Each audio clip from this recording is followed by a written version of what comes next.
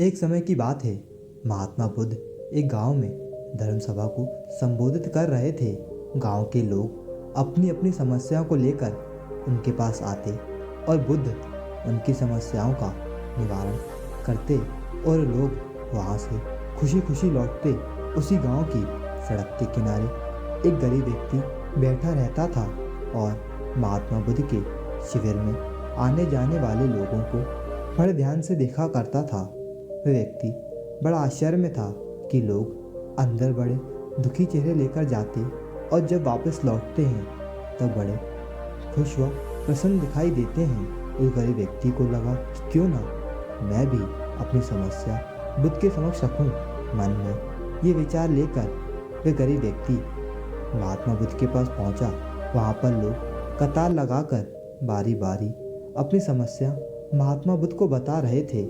जब उसकी बारी आई तब उसने महात्मा बुद्ध को प्रणाम किया और फिर कहा, भगवान, इस गांव में सभी लोग खुश और समृद्ध हैं, फिर मैं ही क्यों गरीब हूँ। महात्मा बुद्ध ने मुस्कुराते हुए कहा, तुम गरीब व निर्धन इसलिए हो क्योंकि तुमने आज तक किसी को कुछ दिया ही नहीं।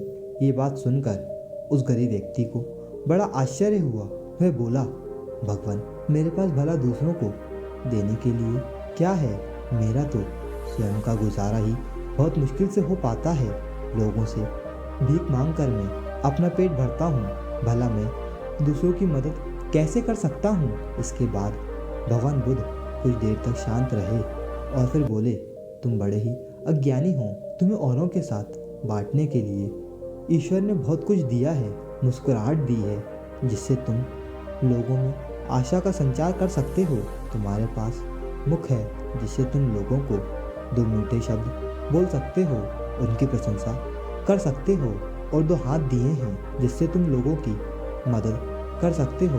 ये सब करके तुम दूसरों की सहायता कर सकते हो। अगर ईश्वर ने जिसको ये तीन चीज़ें दी हैं वह कभी गरीब और निर्धन हो ही नहीं सकता। बस वह आदमी अपने दिमाग और अपने विचारों से ही गरीब होता है। आप कभी भी अपने मन में निर्धनता का भाव उत्पन्न ना होने दें, गरीबी अपने आप ही दूर हो जाएगी। महात्मा बुद्ध की ये बात सुनकर वह गरीब आदमी बहुत ज़्यादा खुश हुआ और उनके इस उपदेश को अपने जीवन में उतारा, जिससे वह फिर कभी दुखी नहीं हुआ।